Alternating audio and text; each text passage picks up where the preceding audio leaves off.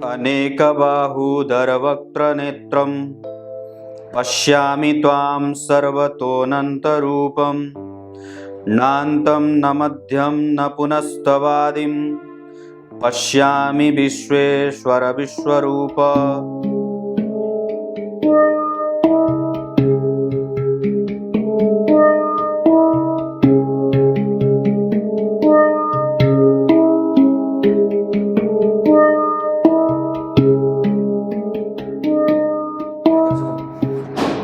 नमस्कार, एक बार फिर से उपस्थित हूं आप सबके सामने मंगलवार के बाद बुधवार के कार्यक्रम में। सिंह लग्न की कुंडली के लिए कौन कौन से रत्न लाभदायक होते हैं, इस विषय पे आपका ध्यान आकृष्ट करने वाला हूं। शुरू करते हैं आज का कार्यक्रम। कहीं नहीं जाना है, बिल्कुल बन के रहिएगा। कार्यक्रम के आरंभ में बोले गए गीता जी के श्लोक का अर्थ भी बताने वाला हूं। जल्दी ही सिर्फ और सिर्फ गीता जी के लिए अलग से चैनल भी आने वाला है। देखता हूं कब से काम शुरू होता है। सोच तो बहुत दिन से रहा हूं, पर लग्न में शनि है जो काम करने नहीं देते। आइए, सिंह लग्न की कुंडली, अगर आपकी कुंडली के लग्न में यहाँ 5 नंबर लिखा हो, मतलब आपकी कुंडली मेष, वृष, मिथुन, कर्क, सिंह, यानी कि सिंह लग्न के आप हो गए। सिंह लग्न के लोगों के बारे में थोड़ी सी चर्चा कर दूं तो ये बेमिसाल होते हैं, थोड़े आलसी होते हैं, भोजन करने के बाद इनको नींद बड़ी आती है, किसी से कभी भी समझौता नहीं करना चाहते, अपनी शर्तों पे काम करना चाहते हैं, सत्यवादी होते हैं, झूठ इन्हें पसंद नहीं है, मजबूत इच्छा शक्ति के, दृढ़ प्रतिज्ञ और बेमिसाल होने के कारण शरीर जो है वो पतली कमर को धारण करने वाली होती है, भुजा चौड़ी होती है, छाती चौड़ी होती है और सुखद जो है वो दाम्पत्य को कई बार इन्हें भोगने में दिक्कत होती है। मतलब एक संततिवान तो होती ही, ये कई बार आप लोगों को पता भी होगी बात। सिंह लग्न वालों में सबसे अच्छी बात होती है कि मोरल वैल्यू बड़ी अच्छी होती है, मोरालिटी इनमें बड़े बेहतर तरीके से देखी जाती है। वो कभी भी असामाजिक नहीं होते, साम्रांत होते हैं, माता पिता का आदर करते हैं। लेकिन समस्या ये होती है इनके साथ कि ये किसी की बात को भी बर्दाश्त नहीं करते, या क्षम्य करने की जो क्षमता होती है, जो किसी को क्षमा कर देने की जो स्थिति होती है, वो थोड़ी कमज़ोर होती है। उसके बाद आपको सिंह लग्न के बारे में बहुत सारी चीज़ें बता दूं तो एक बात और भी है बहुत सारी चीज़ों में, कि ये यश, मान, पद, प्रतिष्ठा, गौरव, सम्मान, प्रभाव, महत्वाकांक्षा, उच्च पद, कुल में बेहतर और नाम करने वाले, हमेशा ही आगे बढ़ने की इच्छा रखने वाले, झंडा अपने हाथ में लेकर के नेतृत्व करने का गुण होता है, और साथ ही साथ इनकी आंच कम नहीं होती, जिन्हें झेलना समाज के और बाकी के अन्य लोगों के लिए थोड़ा मुश्किल होता है। इनकी तपन इतनी तीव्र होती है कि इनको सहना थोड़ा कठिन होता है।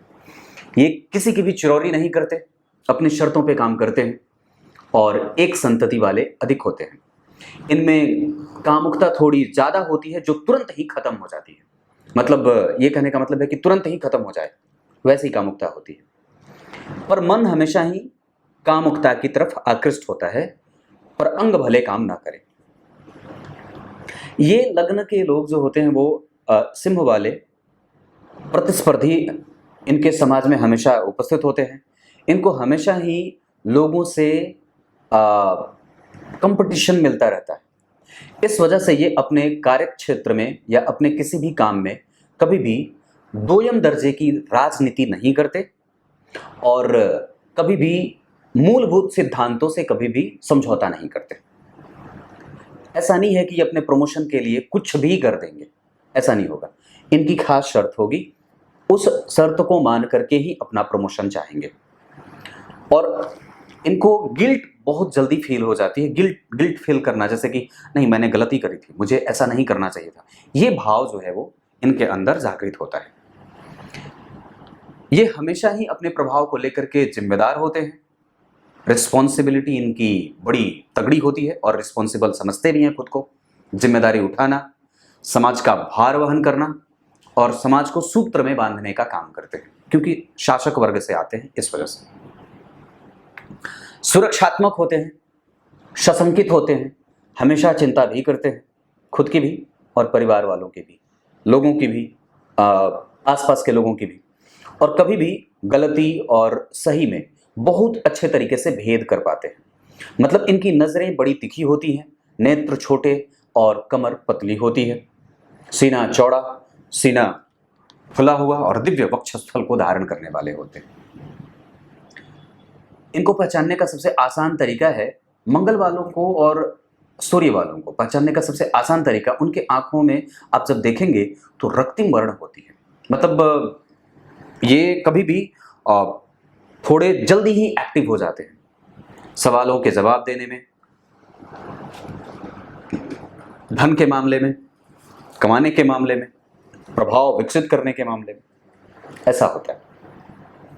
और निकट से समझाऊं तो ये ट्रेंड में रहना चाहते हैं, मतलब अपनी तरफ लोगों को आकृष्ट करना चाहते हैं। जल्दी ही इनको यश मिल जाता है, सफल हो जाते हैं, पर फिर भी दुखी थोड़े होते हैं, थोड़े दुखी होते हैं, क्योंकि आपको पता है कि सूर्य की तेज इतनी प्रखर होती है कि वो हमेशा झुलसता रहता है, जलता रहता है और गर्म रहता है, शीतलता उसमें होती नहीं है। इस वजह से इनकी बुद्धि थोड़ी तपती रहती है। घर में घुसेंगे तो ऐसा कहेंगे कि सब शांत हो जाओ, चुप हो जाओ, मेरी बात सब कोई माने, मुझे सब कोई बर्दाश्त करे, और थोड़े डोमिनेटिंग नेचर के होते हैं। गलती तो कुछ भी करते नहीं अपने लेवल पे, पर इनको अगर बता दिया जाए कि आपने ऐसा कहा था तो कई बार सर झुका करके स्वीकार कर लेते हैं, लेकिन खुल करके सामने से कभी भी नहीं कहते। बहुत अच्छी स्थिति अगर सूर्य की रही और सूर्य पे अगर गुरु का प्रभाव रहा, तब थोड़े से ये समझदारी से युक्त होकर के निर्णय ले लेते हैं। या सूर्य पे अगर चंद्रमा या बुद्ध का संबंध बन जाए तो भी कई बार ये थोड़े समझदार ज्यादा हो जाते हैं। ईगोइस्टिक नेचर होता है, किसी की सुनने की और न सुनने की आदत दोनों होती है। सुनेंगे कब? जब उस पर गुरु की दृष्टि हो। नहीं कब सुनेंगे? जब मंगल की दृष्टि हो जाए। गुरु को भी ज्ञान देने का इनमें गुण हो जाता है। हाँ, ऐसा होता है, ये चीजें होती हैं। तो मैंने ये आपको सिंह लग्न के बारे में थोड़ी सी चर्चा कर दी। कैसा लगा जरूर बताइएगा। अब बात आती है कि सिंह लग्न की कुंडली के लिए रत्न कौन सा पहना जाए। सिंह लग्न की कुंडली के लिए अगर सूर्य की दशा चल रही है और सूर्य आपकी कुंडली में कहीं भी बैठे हो, कहीं भी, और नवांश कुंडली में भी कहीं भी बैठे हो, दशमांश कुंडली में भी कहीं भी बैठे हो, माणिक्य सबसे ज्यादा लाभकर हो सकता है। ये पहली बात एक बार में कह दिया ना। इससे धारण करने से आपको धन का लाभ हो सकता है, गुप्त तरीके से धन कमा सकते हैं, पैतृक संपत्ति का लाभ हो सकता है, कम्युनिकेशन स्किल बढ़िया हो सकती है, प्रोपराइटरशिप मिल सकती है, धन कई जगह से आता है, सुख शांति और मन अशांत नहीं रहता है, सुख शांति बनी रहती है, पुत्र पुत्रियों का प्रभाव विकसित होता है और उन पे आपका आधिपत्य होता है और साथ ही साथ उनको प्राप्त करने का प्रभाव भी बढ़ता है। कोर्ट केस कचहरी आदि मामले, प्रमोशन वगैरह में अगर कोई बात अड़चन में आती हो तो सूर्य का रत्न, अगर सूर्य बहुत अच्छी कुंडली में नहीं बैठे हैं, नीच वगैरह के होकर के बैठे हैं, पापकर्त्री में हैं, राहु के संग में हैं और शनि से दृष्ट हो रहे हैं, तो आप मंगल का रत्न भी यहाँ धारण कर सकते हैं। मतलब दूसरे नंबर पे अगर सूर्य की दशा चल रही हो तो सूर्य का रत्न सबसे पहले नंबर पे। मोती के बारे में विचार करना थोड़ा अविश्वसनीय सा लगेगा, पर आप सूर्य का रत्न माणिक्य पहले नंबर पे धारण कर सकते हैं।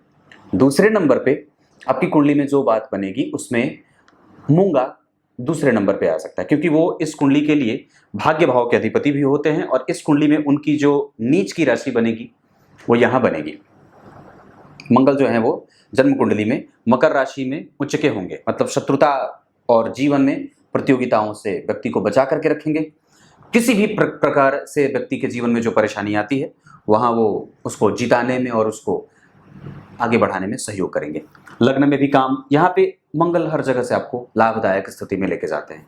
अगर कोई रक्त से संबंधित समस्या बन रही होगी तो उसमें आपको उसके संग अगर हो सके तो माणिक्य के अतिरिक्त आपको मोती भी धारण कर लेना चाहिए।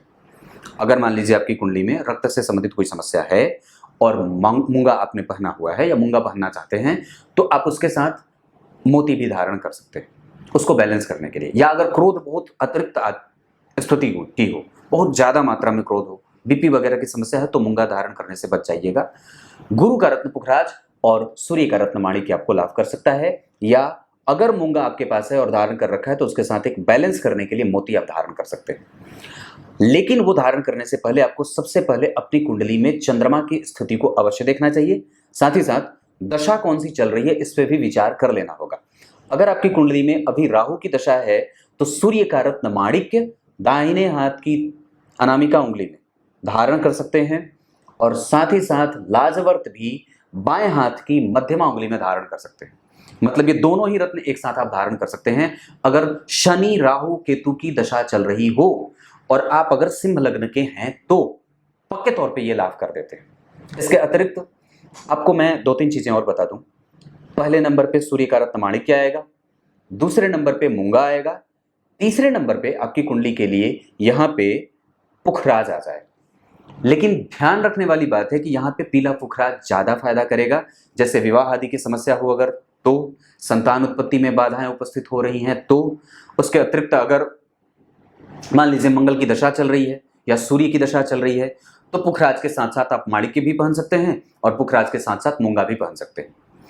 अगर किसी भी प्रकार की स्वास्थ्य से संबंधित समस्या कोई नहीं है तो निसंदेह आप पुखराज भी धारण कर सकते हैं। तीसरे नंबर पे आपको ये 3 रत्न तो बनते हैं क्योंकि कारक यही होते हैं, पर इन सबके अतिरिक्त एक ऐसा रत्न जो आपको और भी ज्यादा लाभ कर सकता है वो है चौथे नंबर पे। अगर जैसे ऐश्वर्य की वृद्धि कमजोर हो रही है या कर्म क्षेत्र में कोई दिक्कत हो रही है तो आप सफेद पुखराज भी धारण कर सकते हैं। पर उसके लिए वस्तुतः आपको यह देखना होगा कि आपकी कुंडली में शुक्र की स्थिति कैसी बन रही है, या अगर व्यवसाय आपकी कुंडली में कमजोर हो रहा है, जैसे आप मान लीजिए व्यवसायिक वर्ग से आते हैं तो आपको सफेद पुखराज ज्यादा सूट कर सकता है। मतलब चौथे नंबर पे आप जिस रत्न को रिकॉग्निशन में ले सकते हैं वो सफेद पुखराज हो सकता है। उसको आप दाहिने हाथ की तर्जनी उंगली में धारण कर सकते हैं। सबसे पहले आपको विचार करना है सूर्य के रत्न माणिक्य पे, दूसरे नंबर पे मूंगा, तीसरे नंबर पे पुखराज पीला और चौथे नंबर पे सफेद पुखराज, ओपल नहीं सफेद पुखराज। ये 4 रत्न सिंह लग्न की कुंडली में बनते हैं। तो देखना क्या है कि सबसे पहले दशा किसकी चल रही है। अगर राहु की दशा है और सूर्य का रत्न माणिक्य पहनना चाहते हैं तो साथ में लाजवर्त भी अवश्य डालें दाहिने हाथ की मध्यमा, बाएं हाथ की मध्यमा उंगली में। अगर गुरु की दशा चल रही है तो आप गुरु का रत्न पुखराज पीला भी पहन सकते हैं, साथ ही साथ अगर मन है तो माणिक्य भी पहन सकते हैं। अगर क्रोध बहुत अधिक मात्रा में न हो, रक्त से कोई संबंधित समस्या न हो, दुश्मन बाजार में न हो, या अगर दुश्मन बहुत ज्यादा हो रहे हों, कोर्ट केस कचहरी न्यायालय आदि का चक्र लगा रहे हैं तो मूंगा भी साथ में धारण कर सकते हैं। सिंह लग्न के लिए वस्तुतः अगर बाजार में कंपटीशन ज्यादा है, व्यापार कमजोर है तो चौथे नंबर पे सफेद पुखराज। ये चीजें मैंने इतनी बताई, पर इन सब के अतिरिक्त चलो रत्न तो धारण कर लिया। आदित्याय नमः का कम से कम प्रत्येक दिन 1 माला जप अवश्य कर लेना चाहिए। ओम आदित्याय नमः, इसका जप प्रत्येक दिन 1 माला अवश्य करिए। साथ में गाय माता की सेवा अवश्य करने की आवश्यकता है। साथ ही साथ आपको एक बड़ी अच्छी बात बताता हूं।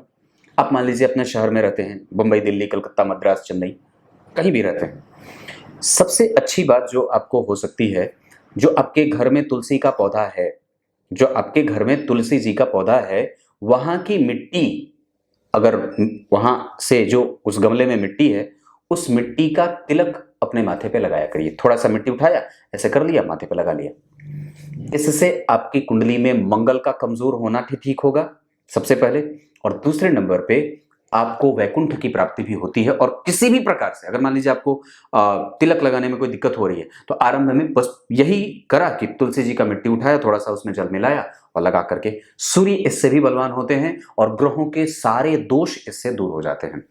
क्रमशः अगर जन्म कुंडली में गुरु खराब हो, अगर जन्म कुंडली में मंगल खराब हो तो ये विशेषतया सूर्य के लिए भी, गुरु के लिए भी और मंगल के लिए भी, ये तीनों के लिए तुलसी जी का जड़ जहां है वहां की मिट्टी उठा करके आप उसके तिलक से भी अपने आप को सुशोभित कर सकते हैं।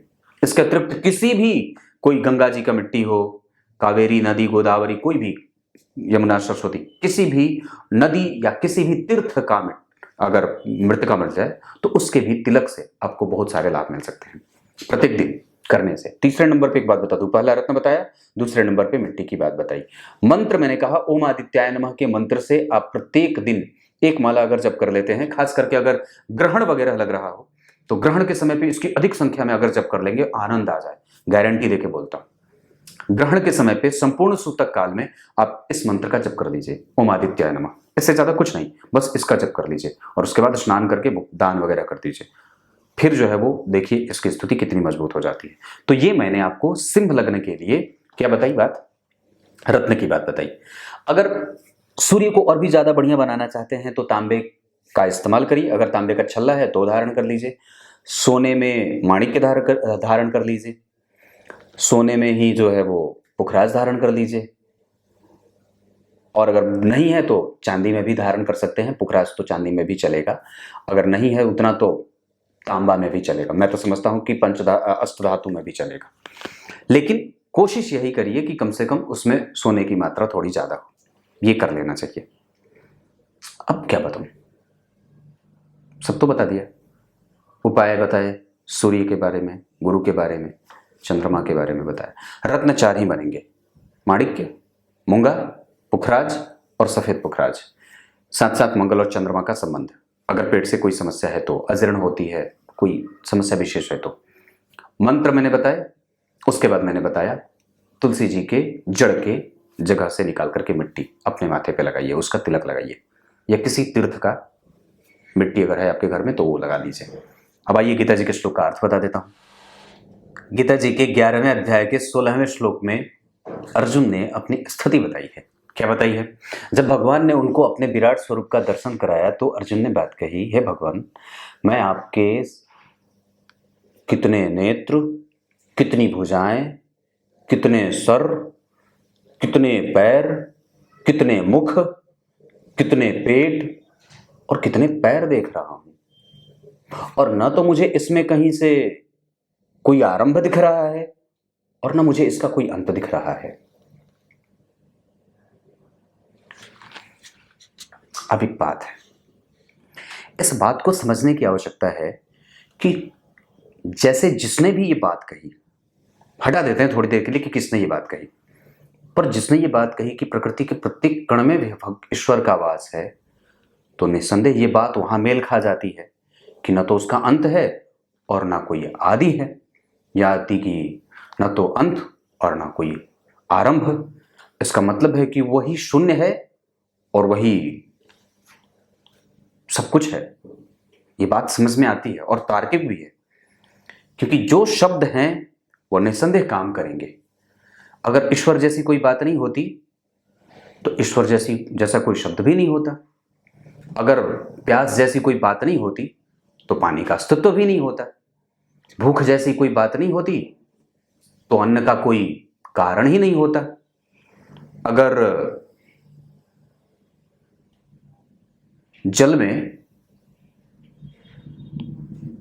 प्यास को बुझाने का गुण नहीं होता तो प्यास लगने पे हम जल नहीं ढूंढते, दूध पी करके भी काम चला लेते या कोका कोला पी लेते। पर आपको प्यास लगी हो और कोई कोका कोला या दूध ला करके दे तो आप पिएंगे, 2 थप्पड़ मार करके बोलेंगे पानी ही लेके आओ, मुझे प्यास लगी है। तो ईश्वरीय शक्ति को पहचानने की जो बात है वो वस्तुतः उसी व्यक्ति को हो सकती है जो अंदर से उसके निकट जाने का प्रयास करता हो, और किसी को नहीं है। आप पानी के गुण को तभी पहचान पाएंगे जब आप पानी के वास्तविक मर्म को समझते हैं, है कि नहीं बात? कुछ इसी तरीके से आज के कार्यक्रम का समापन करते हैं। रत्न मैंने बता रखे हैं, जरूर ही पहन लीजिएगा, लेकिन विचार करने के बाद। तब तक के लिए बहुत बहुत नमस्कार।